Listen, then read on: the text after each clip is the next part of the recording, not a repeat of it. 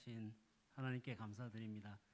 오늘 하루 어떠셨습니까? 또 7월 중반이 지나가는 이 시점에 우리가 기도와 찬양과 말씀으로 한 주를 계속 승리하며 살아가면 좋겠습니다. 오늘 하루를 마무리하면서 주님과 함께하는 이 고요한 시간을 묵상하며 찬양하겠습니다.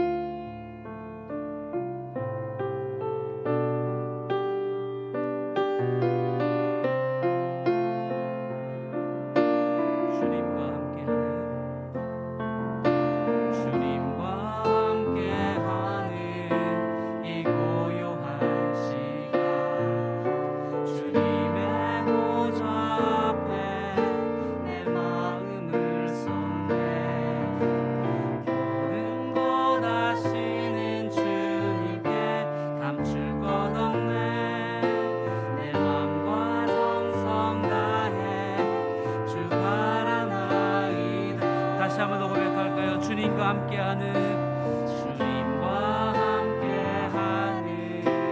이 고요한 시간 주님의 보좌 앞에 내 마음을 쏟네 모든 것 아시는 주님께 감사하며 내 맘과 정성 다해 주 바라나 온 마음 다해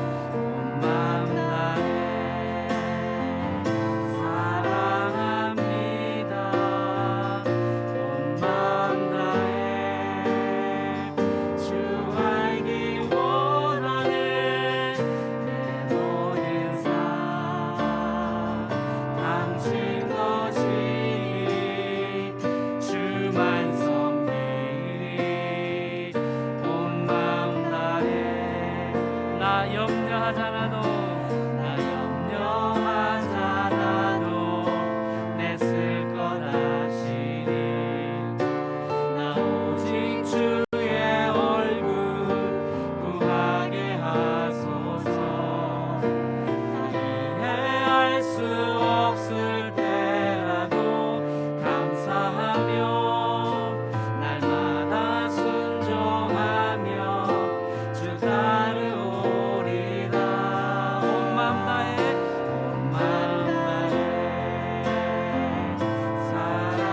사랑합니다 온 마음 다해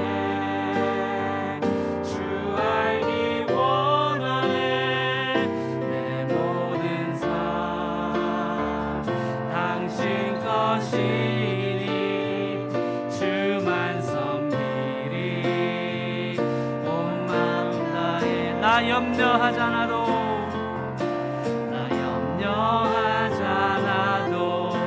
내 쓸 것 아시니 나 오직 주의 얼굴 구하게 하소서 나 이해할 수 없을 때라도 감사하며 날마다 순종하며 주 따르오리다 나의 온 맘 다해 사랑합니다 온 마음 다해 주 알기 원하네 내 모든 삶 당신 것이니 주만 섬기리 온 마음 다해 온 마음 다해 온 마음 다해 사랑합니다 온 마음 다해 주 알기 원하네 내 모든 삶 당신 것이니 주만 섬기리 온 마음 다해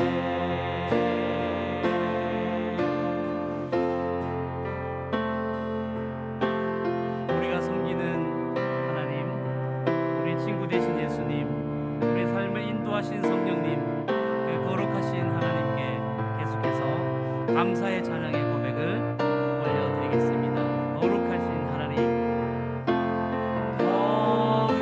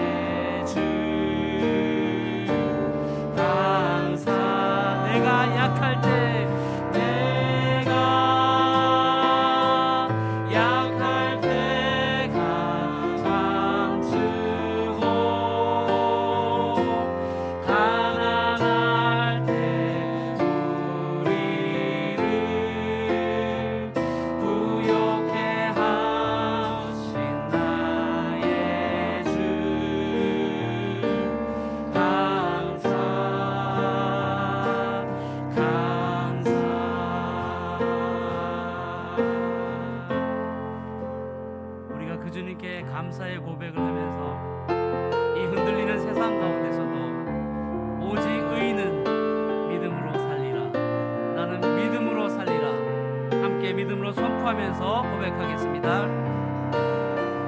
세상 흔들리고 사람들은 변하여도 나는 주를 섬기리. 주님의 사랑은 영원히 변하지 않네. 나는 주를 신뢰해. 다시 한 번 더. 세상 흔들리고 세상 흔들리고 사람들은 변하여도 나는 주를 섬기리. 주님의 사랑은 영원히 변하지 않네. 나는 주를 신뢰해. 오직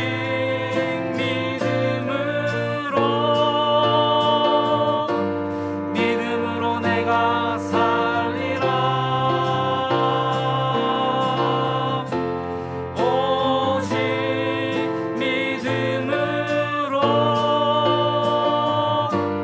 믿음으로 내가 살리라. 믿음 흔들리고 사람들 주를 떠나도 나는 주를 섬기리. 주님의 나라는 영원히 쇠하지 않네. 나는 주를 신뢰해. 오직 믿음으로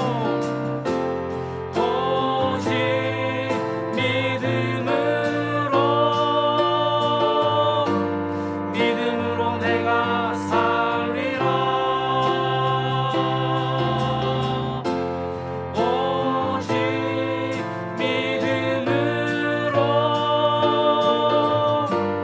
믿음으로 내가 살리라. 그렇습니다. 오직 의인은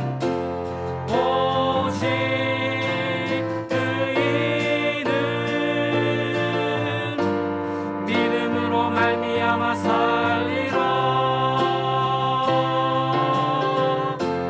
오직 의인은 믿음으로 말미암아 살리라. 한 번 더 믿음으로 고백합니다. 오직 믿음으로. 오직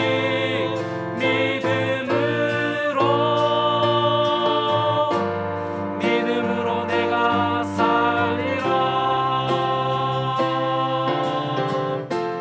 오직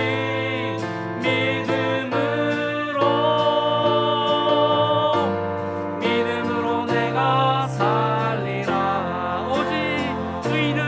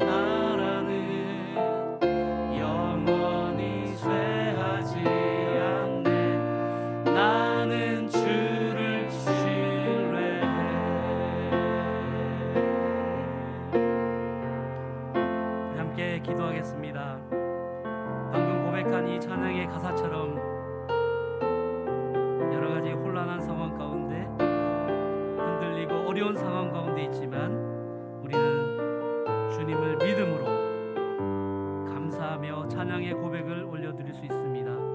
이 밤에 세우신 박정민 목사님을 통하여 말씀이 선포될 때에 주여 하나님의 아버지의 말씀을 가슴 깊이 세우고 새기고 이번 한 주간도 승리하게 인도하여 주시옵소서.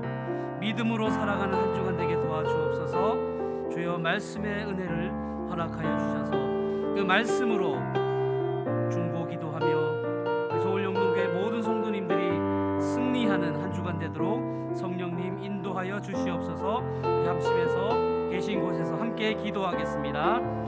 하나님 아버지, 7월 14일 수요일 저녁 기도회를 허락하신 것 감사합니다. 분주했던 오늘 하루를 마무리하면서 이 고요한 시간 주님께 찬양과 기도와 주님의 말씀 앞에 나아갑니다. 하나님, 세우신 종을 통해 말씀이 선포될 때에 그 말씀의 의미를 더욱 깨닫고 이번 한 주간도 말씀을 묵상하며 실천하며 순종하며 승리하며 살아갈 수 있도록 성령님 은혜 베풀어 주시옵소서. 감사합니다.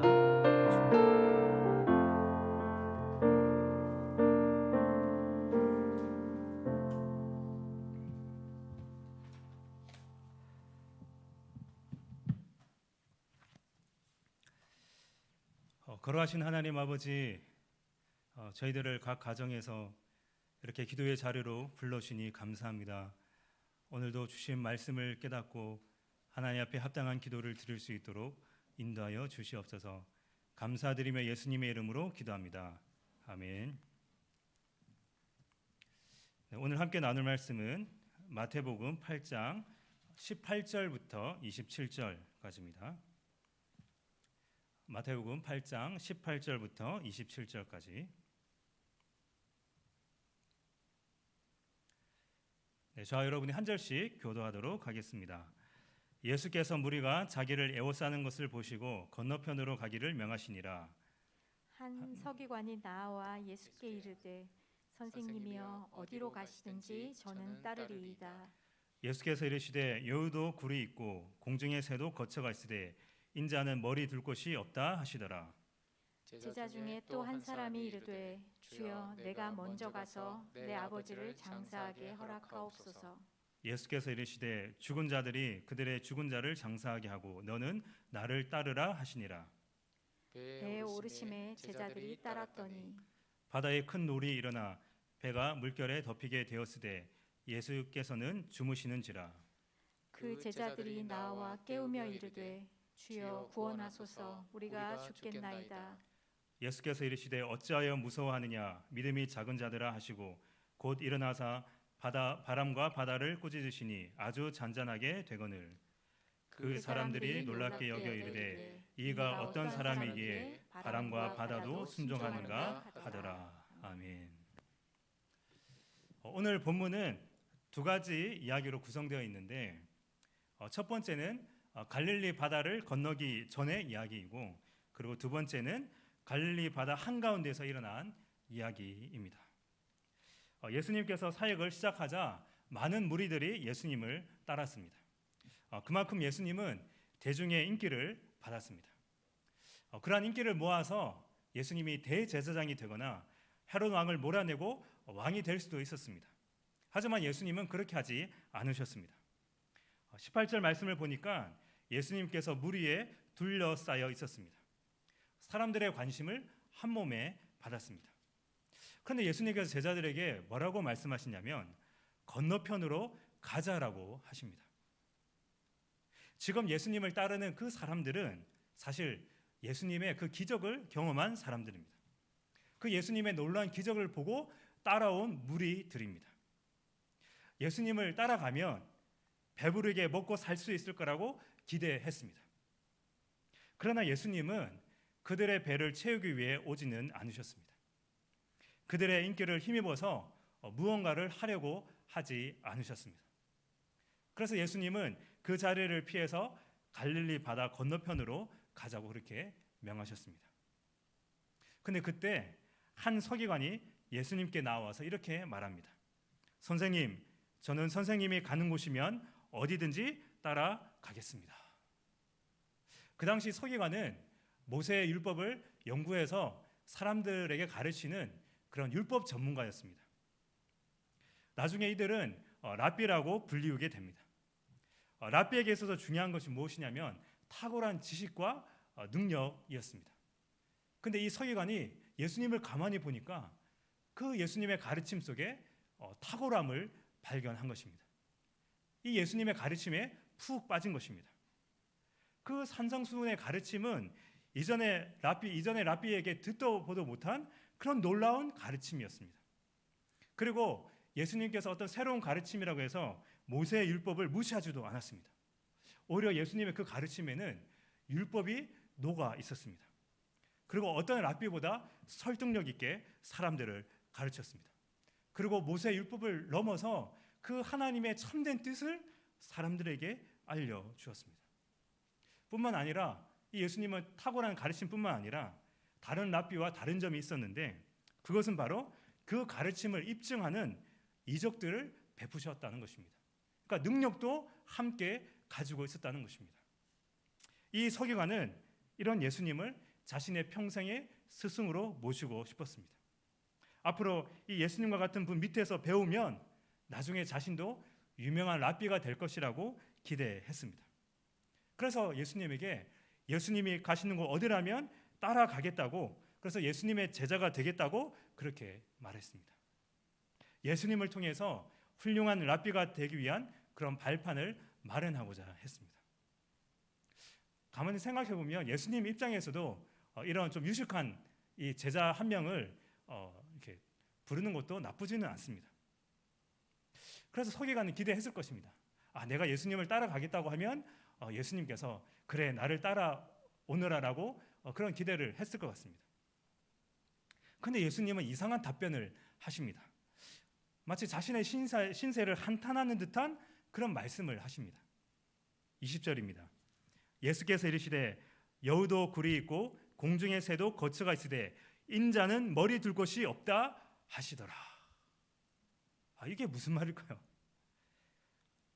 여우도 굴이 있고 공중의 새도 거처가 있는데 나는 머리 둘 곳이 없다. 왜 예수님께서 이런 말씀을 하시는 걸까요? 그 이유는 자기의 제자, 이 예수님의 제자가 된다는 것이 그 서기관이 생각했던 것과 달랐기 때문입니다. 예수님께서 머리 둘 곳이 없다라고 말씀하시는 것은 바로 이 하나님 나라의 복음을 위해서라면 이 예수님과 예수님의 제자들은 어느 한 곳에 정착하지 않고 그 이스라엘 전 지역을 떠돌아다녀야 했기 때문에 이런 말씀을 하신 것입니다. 다른 랍비들처럼 그냥 한 곳에 머물러서 제자들을 불러서 가르치지 않았다는 것입니다. 따라서 예수님을 따른다는 것은, 예수님의 제자가 된다는 것은 바로 예수님과 함께 하나님 나라의 복음을 위해서 떠돌이 생활을 하기로 결단하는 것입니다. 예수님의 속뜻은 이렇습니다. 너는 지금 서기관으로 잘 지내고 있는데 나를 스승으로 삼는다고 해서 너의 출세에 큰 도움이 되지 않을걸? 아니 오히려 너의 안정적인 직업을 버리고 떠돌이 생활을 해야 되는데 너 할 수 있겠니? 내가 지금 머리 둘 곳이 없다고. 제자들, 나를 따르는 제자들도 마찬가지야. 우리는 머리 둘 곳 없이 이스라엘 전 지역을 떠돌아다니면서 생활해야 되는데 너 그거 할 수 있겠니? 본문에는 서기관이 어떤 결정을 했다는 그 말씀이 없습니다. 만약 그가 예수님을 따르는 결정을 했다면 아마 한 서기관 대신 그의 이름이 나와 있을 것입니다. 아마도 그는 예수님의 말씀을 듣고 실망하여 따라가지 않았던 것입니다. 그는 예수님을 훌륭한 랍비 정도로 알았고, 그리고 이 예수님을 따르면 자신의 앞으로의 커리어에 큰 도움이 될 거라고 생각을 했습니다. 그래서 예수님이 부르기도 전에 스스로 따라 나서겠다고 그렇게 우쭐댔던 것입니다. 바로 그에게 예수님은 나를 따라오는 것, 나의 제자가 된다는 것이 무엇인지를 알려주었습니다. 이어 또 한 사람이 등장합니다. 21절입니다. 주여 나로 먼저 가서 내 부친을 장사하게 허락하옵소서. 그는 예수님을 주님이라고 부릅니다. 그는 예수님이 누구인지 알고 있습니다. 그리고 그는 예수님을 주님으로 부르는 제자입니다. 그래서 그는 예수님에게 뭐라고 요청하냐면 아버지의 장례를 치르게 해달라는 지극히 상식적인 요청을 합니다. 부모를 공경하라고 하는 이 계명은 유대교의 대표적인 계명 중에 하나입니다.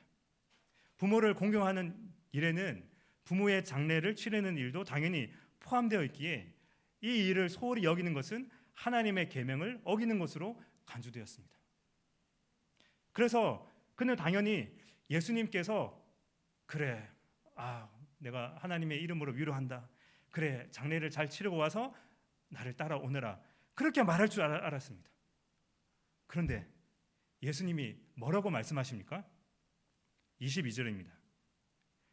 죽은 자들로 저희 죽은 자를 장사하게 하고 너는 나를 쫓으라. 이거 진짜 예수님이 한 말씀 맞습니까? 아니, 죽은 자들로 죽은 자를 장사하게 하고, 아니 예수님이 하신 말이라고 믿어지지 않을 만큼 너무나 몰상식한 말씀을 하십니다. 이 말씀은 자칫 예수님은 부모 공경을 위한 최소한의 도리조차도 인정하지 않는 그런 매정한 분으로 오해할 수 있습니다. 그런데 예수님을 가만히 보면 예수님은 부모 공경을 중요하게 생각했습니다. 자신이 십자가에 달려 죽으실 때도 제자 요한에게 어머니를 맡길 정도였습니다. 우리는 이 예수님에 대한 오해를 바르게 하기 위해서 예수님이 사용하신 단어를 좀 살펴볼 필요가 있습니다. 지금 예수님은 죽은 자들이 장사하게 하라고 하셨습니다. 예수님께서 이 땅에 하나님 나라를 선포하심으로 어떤 일이 일어났습니까? 예수님께서 주시는 생명으로 충만한 시대가 되었습니다. 바로 예수님이 전한 하나님 나라를 통해서 사람들이 새로운 생명을 얻게 되었습니다. 이런 관점에서 죽은 자들이라고 하는 이 예수님의 표현은 장례를 치를 사람들을 비하하는 것이 아니라 생명을 경험하는 이 하나님 나라와 상관없이 살아가는 그런 자들을 의미하는 것입니다. 그래서 이 아버지의 장례를 치르는 일이 정말 중요하지만 그러나 하나님 나라의 생명을 전하기 위해 예수님을 따르는 일과 동일선상에 비교할 수는 없다는 것입니다. 그러니까 예수님이 부정하는 것은 아버지의 장례를 치르는 것 자체가 아니라 장례를 위해서라면 예수님과 하나님 나라를 뒤로 미루어도 괜찮다고 하는 그의 판단입니다. 그러니까 자기가 급하게 해야 될 일들 그거를 다 하고 나서 내가 예수님을 따르겠습니다. 그거는 아니라는 것입니다. 마치 이것과 비슷할 수 있습니다. 고3이 되면 대학 입시가 너무나 중요하죠. 그래서 이 대학 입시가 너무나 중요하기 때문에 교회 생활은 1년 정도 쉬어도 괜찮다는 겁니다. 1년 정도 쉬고 좋은 대학 가서 하나님께 영광 돌리고 다시 대학에 들어가서 신앙생활을 하면 그때 하면 되지 않겠냐라고 생각하는 겁니다. 아니죠. 오히려 반대입니다. 고3 때 교회 생활을 하다가 대학 입시는 떨어질 수 있습니다. 솔직히 교회 생활 때문에 입시에 떨어지는 것이 아니라 공부가 좀 부족했다거나 아니면 시험을 좀 잘 못 봐서 떨어질 수 있습니다. 그래서 대학 입시는 다시 볼 수는 있습니다. 하지만 여러분 신앙은 아닙니다.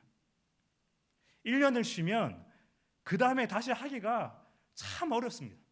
저는 주변에 그렇게 1년 동안 교회 생활을 쉬었다가 나중에 결혼을 해서까지도 계속 쉬고 있는 그런 자녀 때문에 힘들어하는 그런 성도님들을 종종 보았습니다. 아니라는 거죠. 예수님은 이 제자의 요청을 근거로 어떤 가르침을 주고 있냐면 예수님의 제자는 일상상의 어떤 이런 관심보다는 하나님 나라에 대한 관심을 더 우선적으로 여겨야 한다는 것입니다. 이 가르침은 이미 예수님께서 하신 말씀 너희는 먼저 하나님 나라와 그의 의를 구하라와 연결되어 있다는 것입니다. 바로 하나님 그분의 나라를 늘 우선순위를 여기며 살아가야 된다는 것입니다. 이것이 우리의 삶의 최우선이라는 것입니다. 예수님을 따르는 사람들, 예수님의 제자로 살아가는 사람들은 자신의 유익을 얻기 위함이 아니라 하나님과 그의 나라에 분명한 우선순위를 두고 살아가는 자들입니다. 자기의 것을 내려놓고 예수님을 따라가는 사람들입니다. 자기가 하고 싶은 거 다 하고 나서 예수님을 따라가는 자들이 아니라 나의 것을 내려놓고 예수님을 먼저 따라가는 사람들이 예수님의 제자인 것입니다. 이런 가르침을 제자들에게 하신 후에 예수님은 갈릴리 바다 건너편으로 가시기 위해 배를 탔습니다. 그리고 예수님을 따라서 다른 제자들이 그 배에 올라탔습니다. 여러분, 예수님과 함께 배에 탄 제자들, 대표적으로 그 12제자들이겠죠. 여러분, 그들은 어떤 생각을 가지고 있었을까요? 그들은 앞에 있었던 그 두 사람과 다르다고 생각했을 것입니다. 그래, 저건 아니지. 야, 예수님을 따르려면 저렇게 하면 안 되지. 왜냐하면 그들은 당당할 수 있습니다. 그들은 예수님을 따르기 위해 그물을 버려두고 따랐던 사람들입니다. 그리고 예수님께서 제자로 부르실 때 뒤도 안 돌아보고 그 즉시 예수님을 따라갔던 사람들입니다.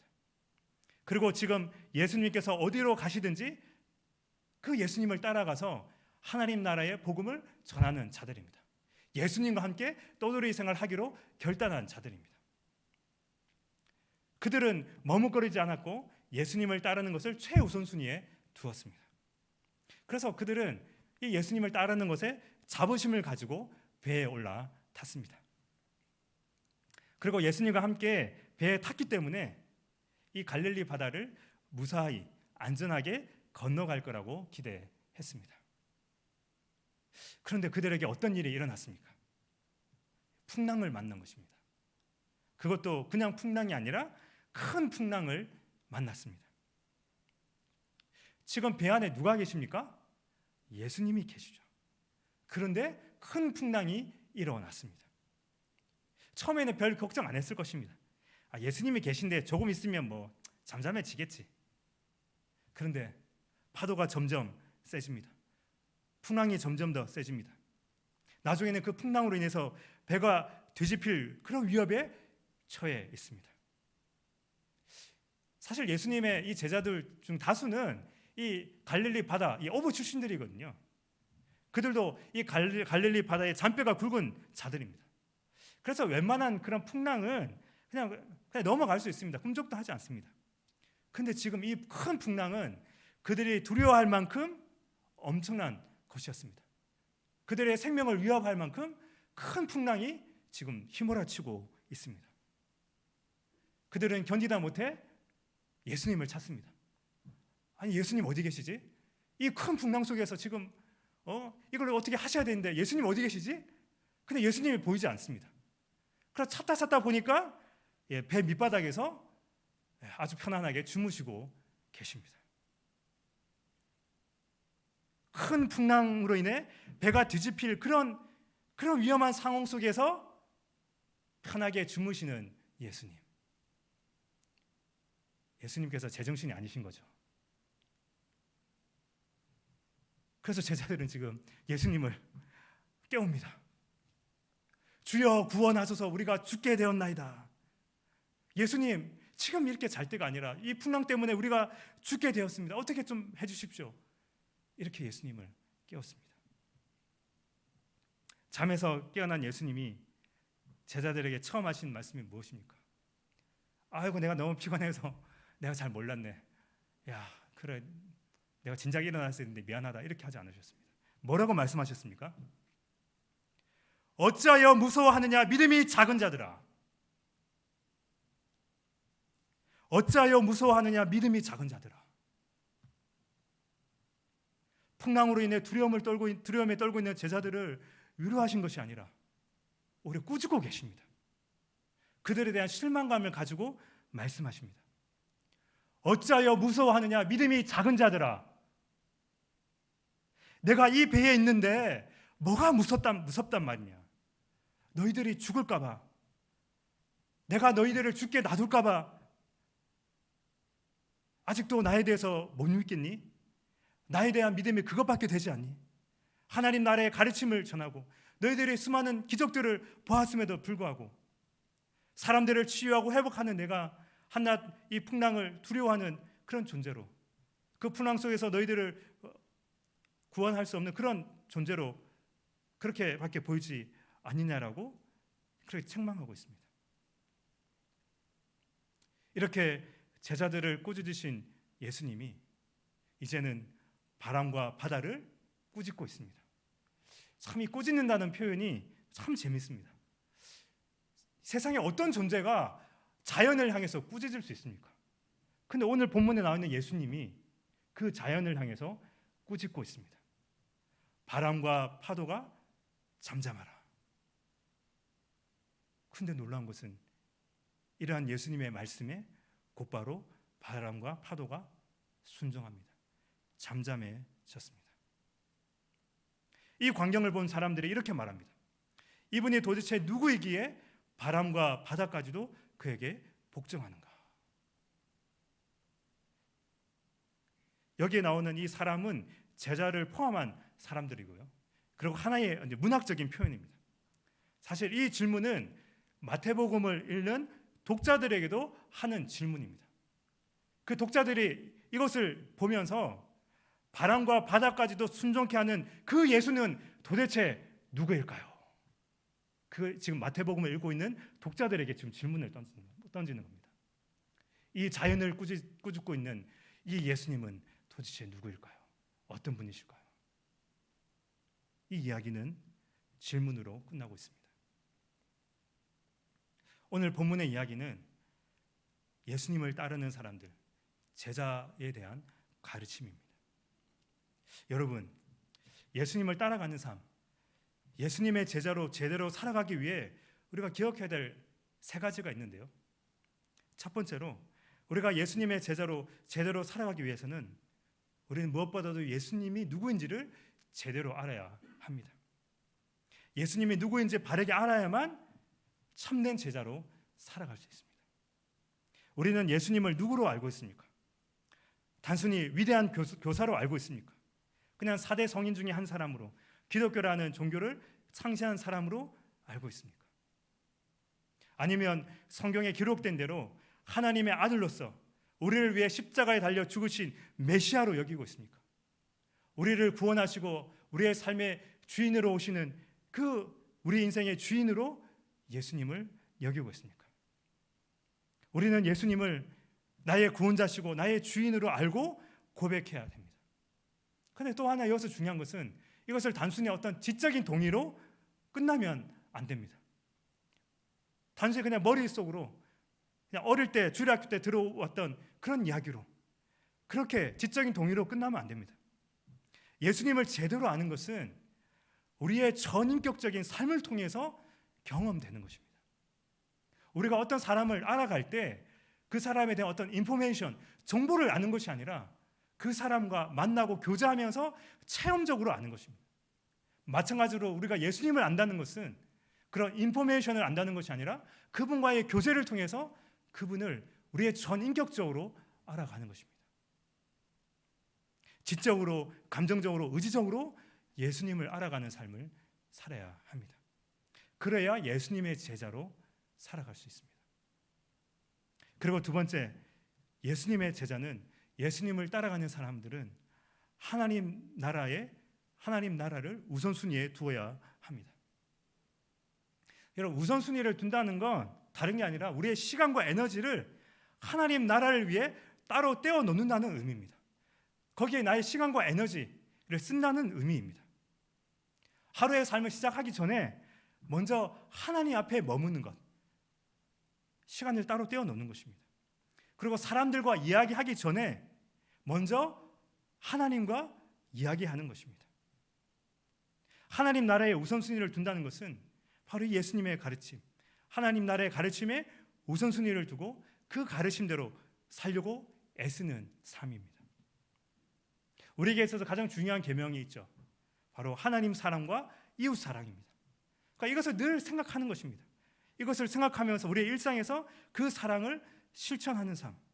예수님이라면 어떻게 하실까? 이런 질문을 여러분 던지면서 살아가는 겁니다. 거기에 우리의 시간과 에너지를 쓰는 것입니다.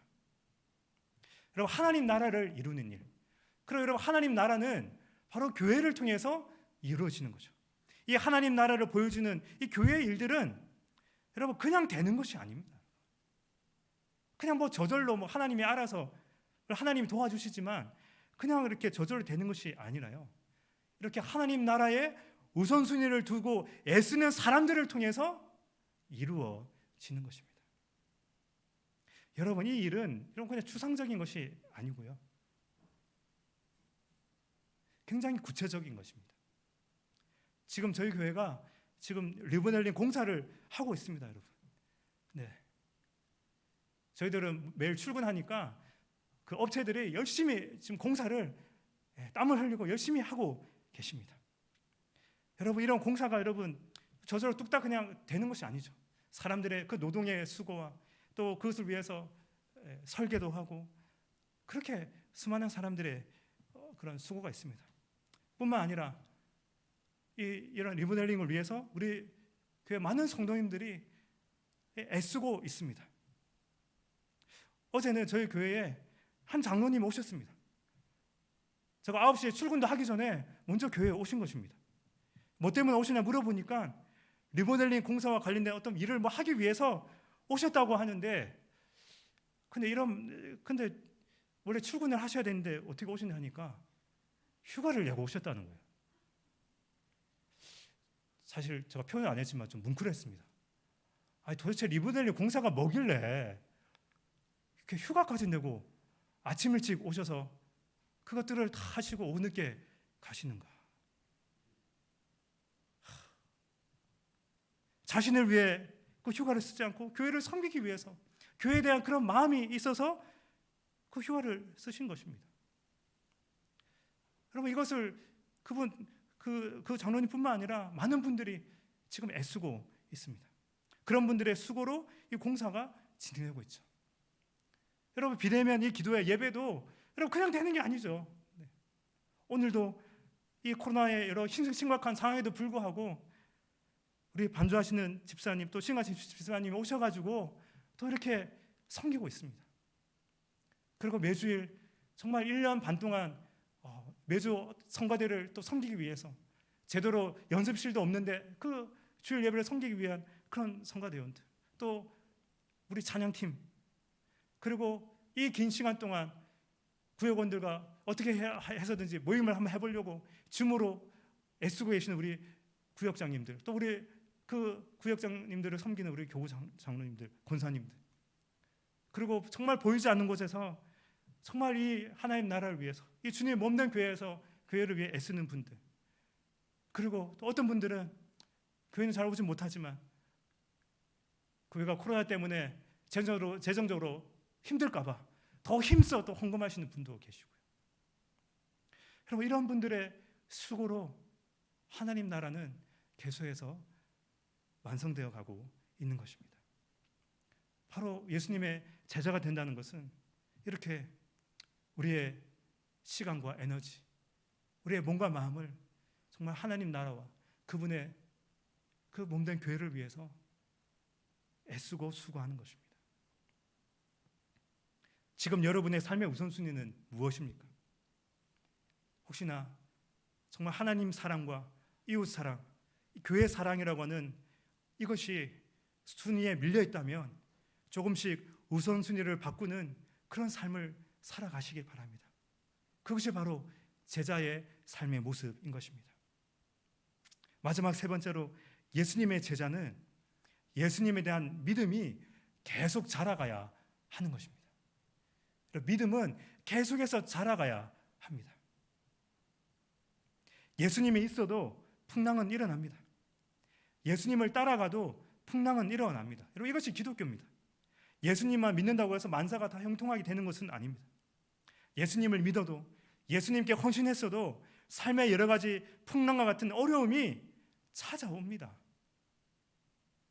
그러나 감사한 것은, 너무나 감사한 것은 우리를 구원하신 예수님이 우리의 풍랑 가운데 함께하고 계시다는 것입니다.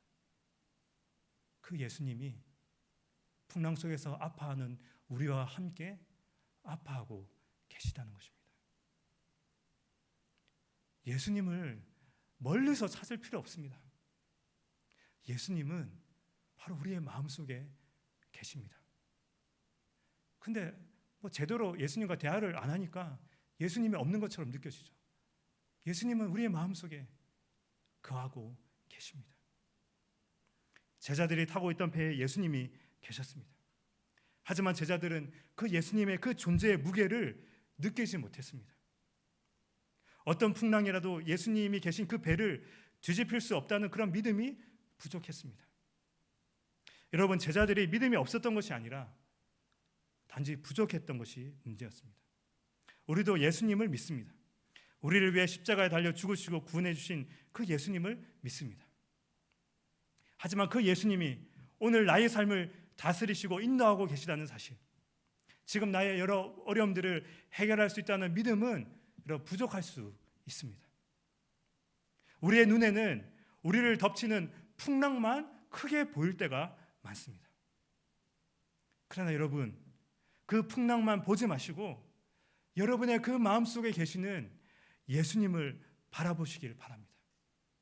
그 풍랑 속에서도 평안함으로 충만하신 그 예수님을 바라보시길 바랍니다.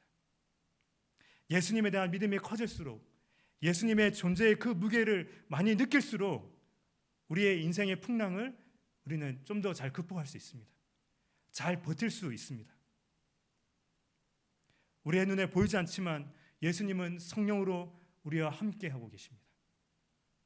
그래서 우리는 그 예수님을 의지하는 연습을 계속해야 합니다. 우리에게 찾아온 그 풍랑 속에서 예수님을 바라봄으로 우리의 믿음을 계속해서 키워가야 합니다. 여러분 가운데 풍랑이 일어날 때, 어려움이 찾아올 때 제발 여러분 안에 계신 예수님과 대화를 좀 하십시오. 걱정만 하지 마시고 그 예수님께 기도하십시오. 때로는 그냥 부르짖으십시오. 그 예수님은 떠나지 않으십니다. 우리 안에 계신데 우리가 대하지 않기 때문에 없는 것처럼 느껴지는 것입니다. 그렇게 우리가 예수님께 기도하고 예수님과 대화하고 부르짖으면 예수님은 우리에게 응답하십니다. 어떻게 자녀가 부르짖는데 응답하지 않을 수가 있겠습니까? 하나님의 때에 그 풍랑을 잠잠하게 하실 것입니다. 믿음이 작다고 예수님께 꾸중을 들었던 이 제자들 나중에 어떻게 되었습니까? 예수님을 위해 자기 목숨을 버리는 사람들이 되었습니다. 어떻게 이런 일이 가능했습니까? 그들이 예수님을 알아가면 알아갈수록 그 예수님에 대한 믿음이 커졌기 때문입니다. 자기 목숨까지도 버릴 만큼 가치 있고 의미 있는 분이라고 확신했기 때문입니다. 지금 여러분 앞에 놓여 있는 풍랑이 무엇입니까? 그 풍랑 앞에서 제자들처럼 두려움에 떨고 있지는 않습니까? 예수님을 바라보십시오. 바람과 바다를 꾸짖으시는 그 예수님이 우리의 삶 가운데 있는 그 풍랑도 잠잠하게 하실 것입니다. 우리 이 시간 우리 주신 말씀을 생각하며 내가 주인 삶은 모든 것 내려놓고 우리 이 찬양을 함께 하겠습니다.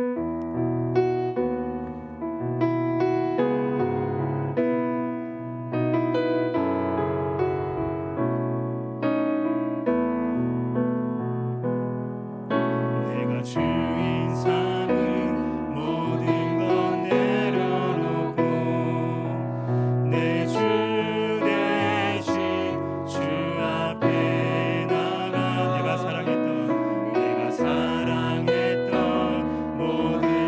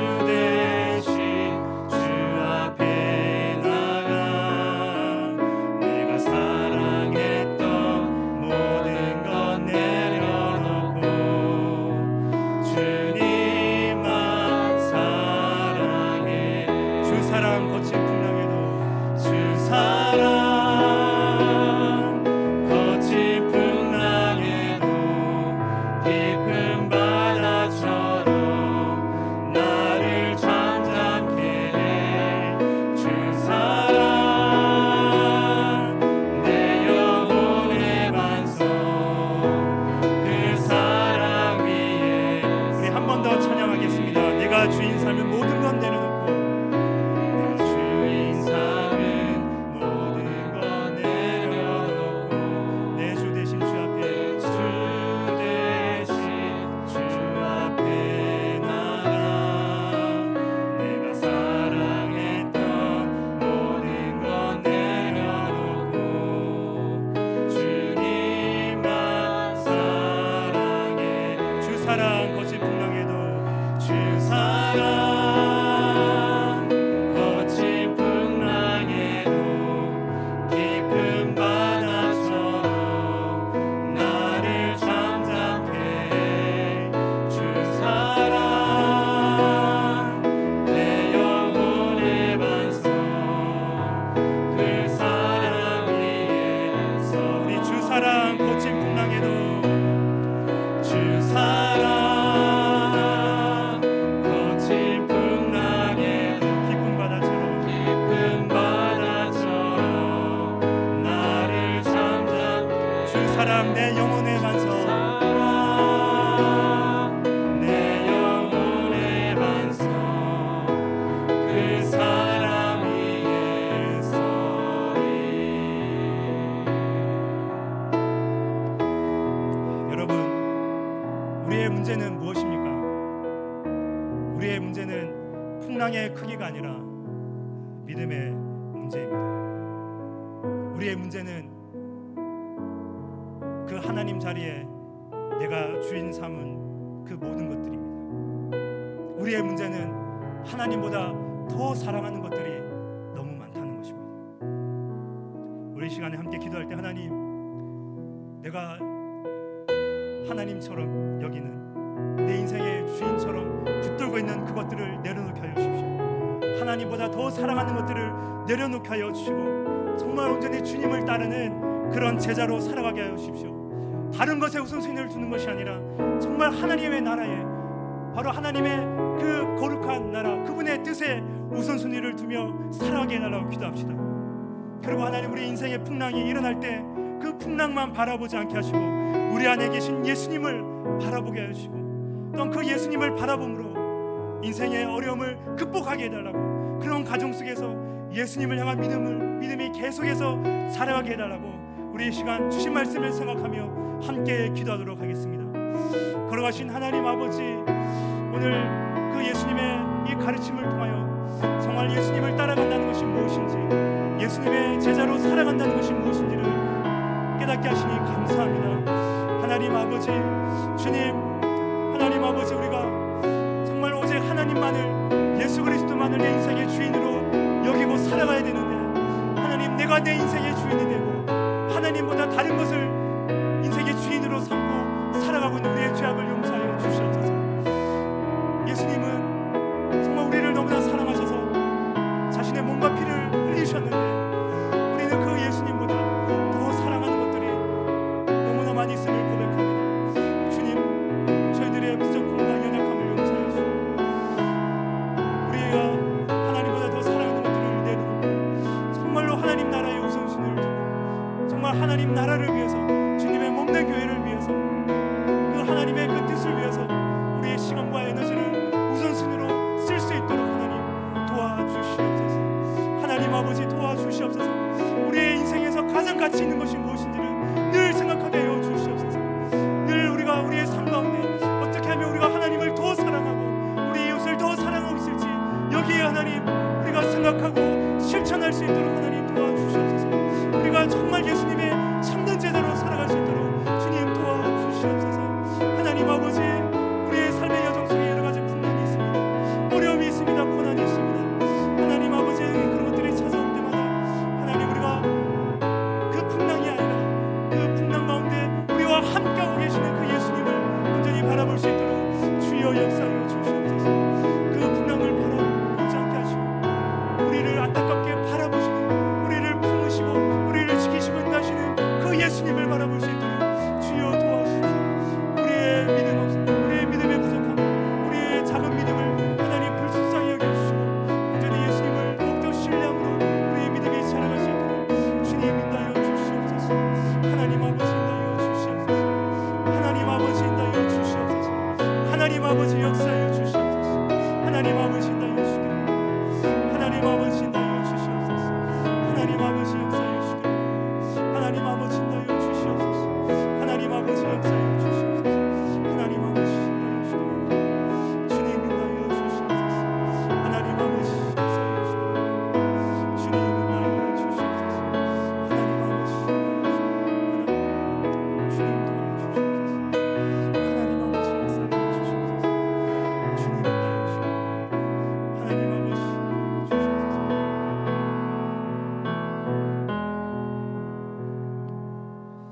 우리 계속해서 기도하실 때 우리 나라와 세계를 위해서 우리 함께 기도하겠습니다. 지금 전 세계가 델타 변이 바이러스로 인해서 다시 코로나 확진자가 급증하고 있습니다. 그래서 많은 나라들이 고통 가운데 있습니다. 하나님, 각 나라들을 하나님 불쌍히 여겨주시고 방역과 개인 위생에 최선을 다함으로 이러한 급증세가 꺾이게 해달라고 기도합시다. 그리고 저희 나라도 이 수도권을 중심으로 4차 대유행이라고 하는 이 엄청난 지금 일들이 일어나고 있습니다. 거리두기 4단계 조치가 효과가 있게 하여 주시고 정말 이러한 또한 조치로 인해서 큰 어려움을 겪고 있는 우리 소상공인들을 위한 대책이 또 잘 이루어지고 정말 이러한 이 4단계 이 조치를 통해서 이 확진자의 이 급증세가 꺾일 수 있게 해달라고 기도합시다. 그리고 우리 국가 유정자들을 위해서 기도합시다. 우리가 뉴스를 볼 때마다 참 실망이 됩니다. 서로를 비난하고 비방하고 자신의 어떤 당락을 위해서 자신의 어떤 정치적 이익을 위해서 발언하고 또 그런 것들을 볼 때 너무나 안타까운데 하나님, 우리 위정자들이 정말로 지금 피눈물을 흘리고 있는 그 어려움을 겪고 있는 국민들을 정말 섬기는 마음으로 일하게 하여 주시고 그런 분열과 다툼이 아니라 대화와 협력을 통해서 정말 이 나라를 잘 이끌어갈 수 있도록 국민들에게 희망의 메시지, 소망의 메시지를 전할 수 있는 그런 위정자들이 되게 해달라고 우리 이 시간 나라와 세계를 위해서 함께 기도하도록 하겠습니다. 기도하겠습니다. 하나님 아버지, 주님, 이 코로나 상황이 하나님 아버지, 하나님 백신으로 인해서 백신 개발로 인해서 하나님 종식이 될 거라고 또 기대했는데 다시 하나님 여러 변이 바이러스로 인해서 다시 하나님 아버지 전 세계에 있는 많은 나라들이 하나님 고통 가운데 있습니다. 하나님 아버지, 다시 큰 하나님 두려움 가운데 염려 가운데 있습니다. 하나님 아버지 도와주시옵소서. 하나님 아버지, 각 나라들이 다시 한번 하나님 힘들지만 방역과 개인 위생에 최선을 다함으로 이 급증세가 꺾일 수 있도록 하나님 아버지 인도하여 주시고 하나님 아버지, 각 나라 여러 백신이 하나님 신속하게 하나님 보급되어서 하나님 아버지 정말 이 코로나 상황을 함께 이겨낼 수 있도록 도와주시옵소서. 하나님, 저희 나라도 하나님 아버지 이 코로나 확진세가 꺾이지 않고 있습니다. 하나님 아버지, 수도권에 하나님 거리두기 4단계 조치가 하나님 모레부터 시작되었습니다. 하나님 이 조치가 효과가 있게 하시고 그래서 하나님 이 확진자의 급증세가 꺾일 수 있도록 도와주시고 또 하나님 아버지 이런 4단계 조치로 인해서 하나님 아버지 아무래도 힘든데 더욱더 하나님 힘들어하는 우리 소상공인들이 있습니다. 하나님 아버지, 그들을 하나님 불쌍히 여겨주시고 하나님 이들을 위한 하나님 대책이 잘 이루어질 수 있도록 하나님 도와주시옵소서. 하나님 아버지, 하나님 온 국민이 하나님 코로나로 인해서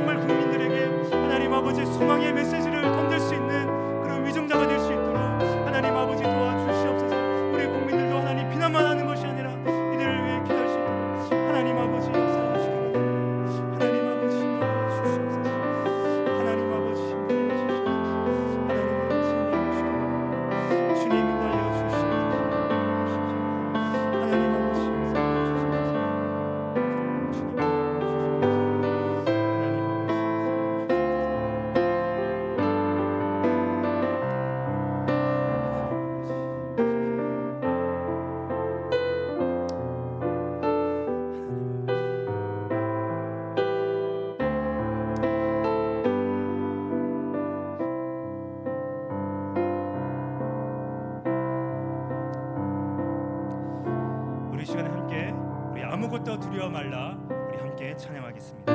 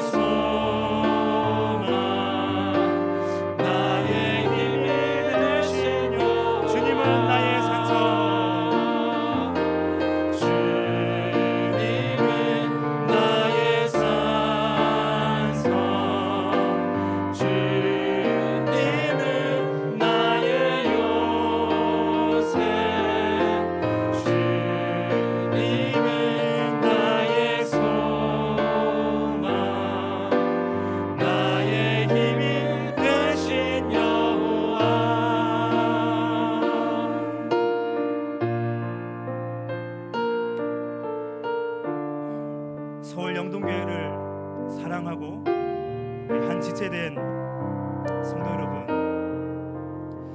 교회에 대한 염려가 있습니까? 기도하십시오. 교회에 대한 안타까움이 있습니까? 기도하십시오. 교회에 대한 불만이 있습니까? 기도하십시오.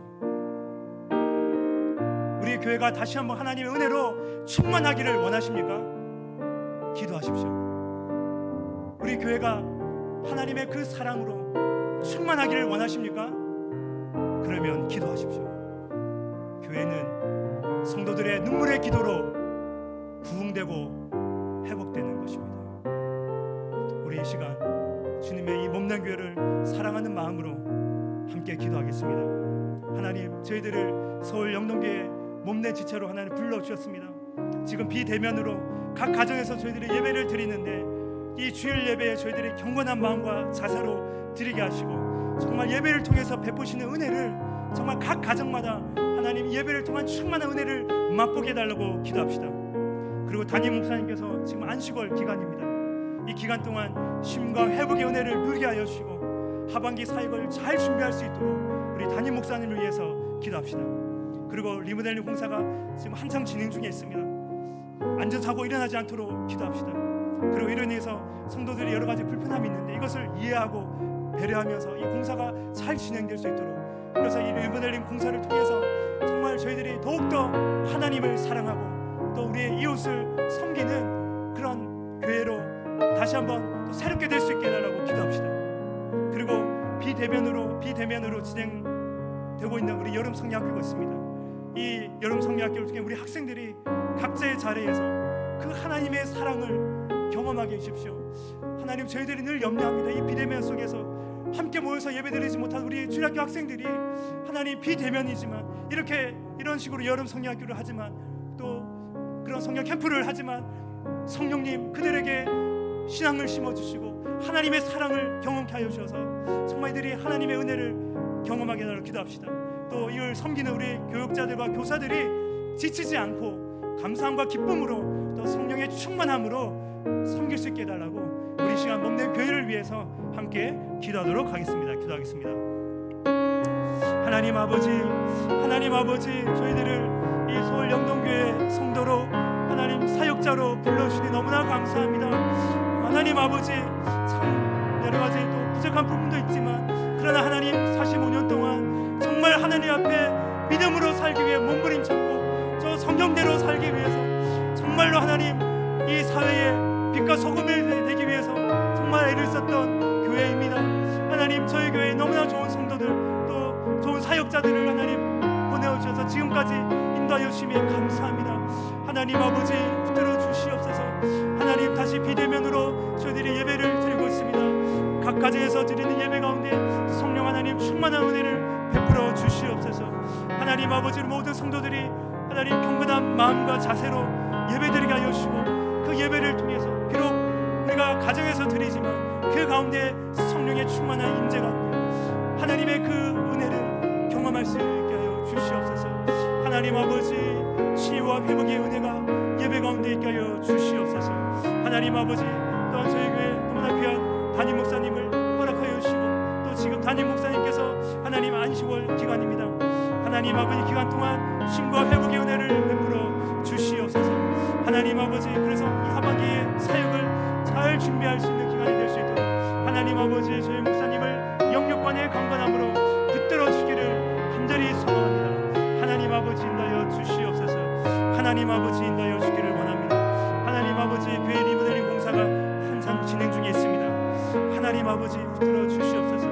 하나님 아버지 주님 우리 하나님 공사를 지는 업체 또 하나님 일하시는 분들이 정말 안전하게 하나님 아버지 안전에 유의하며 이 공사를 진행할 수 있도록 주님 도와주시옵소서. 이로 인해서 저희들 여러 가지 불편함이 있습니다. 그러나 이것을 서로 이해하고 하나님 아버지 이 공사가 잘 진행될 수 있도록 하나님 저희들이 하나님 계획했던 대로 하나님 아버지 또 하나님 저희들이 기대했던 대로 하나님 아버지 이 리모델링 공사가 잘 하나님 마무리되어서 다시 한번 우리 교회가 새롭게 하나님 더욱더 우리가 하나님을 사랑하고 하나님 우리의 성도들의 교제가 더욱더 활성화되고 하나님 이 지역을 섬기는 하나님 그런 서울 영동교회가 될 수 있도록 하나님 도와주시옵소서. 하나님 아버지 지금 하나님 아버지 오랜 기간 하나님 함께 모이지 못해서 하나님 비대면으로 하나님 주일학교가 진행 중에 있습니다. 하나님 아버지 정말 하나님 너무나 안타깝습니다. 하나님 여름 성경학교도 하나님 수련회도 하나님 비대면으로 해야 되는 이 안타까운 상황이지만 그러나 성령 하나님 도와주십시오. 성령님 하나님 이 모든 하나님 이 과정 속에서 하나님 각 가정마다 충만히 임자하여 주시고 하나님 아버지 비대면이지만 이 여름 성경학교를 통해서 하나님 우리 학생들 마음속에 하나님을 향한 그 믿음이 싹이 트고 자라게 해주시고 하나님의 사랑을 경험할 수 있도록 도와주십시오. 하나님 아버지 이를 준비하는 우리 교육자들과 교사들이 지치지 않고 성령 충만함으로 기쁨 충만함으로 감사 충만함으로 하나님의 소식할 수 있도록 하나님 아버지 인도하여 주시기를 원합니다. 하나님 아버지 인도하여 주시옵소서. 하나님 아버지 인도하여 주시옵소서. 하나님 아버지 인도하여 주시옵소서.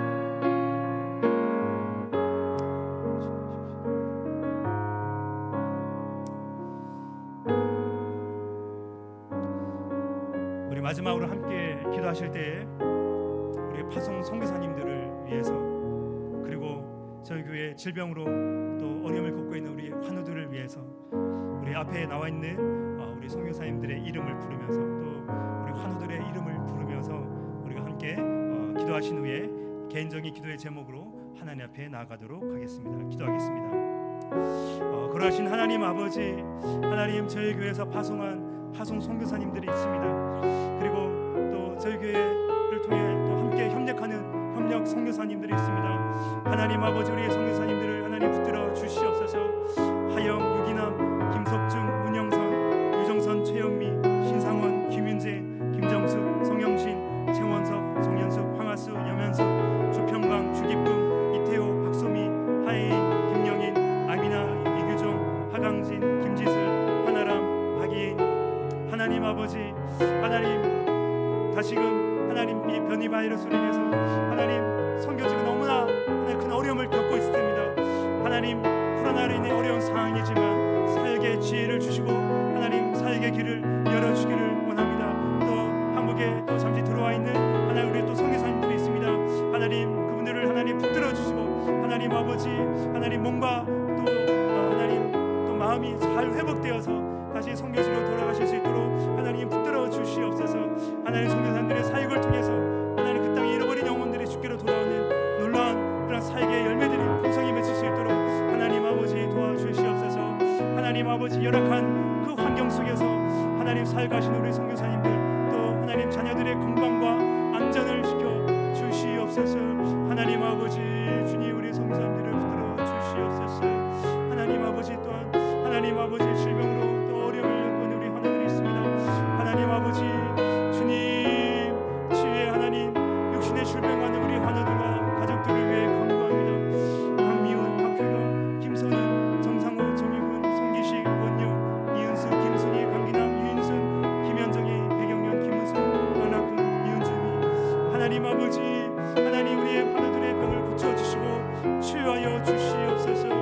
하나님 아버지 오랜 기간 병으로 지쳐있는 우리 환우들과 가족들에게 하늘의 위로와 힘을 더하여 주시옵소서. 하나님 아버지 무엇보다도 하나님 아버지 질병이라는 그 풍랑 속에서도 그들과 함께 하시는 하나님을 잊지 않게 해주십시오. 예수님을 붙들게 하여 주시옵소서. 예수님의 그 평안과 하나님 그 소망을 붙들며 살아갈 수 있도록 주여 도와주시옵소서. 하나님 아버지 또 육신의 질병뿐만 아니라 또 하나님 정신적으로 또 하나님 가정의 여러 가지 어려움 때문에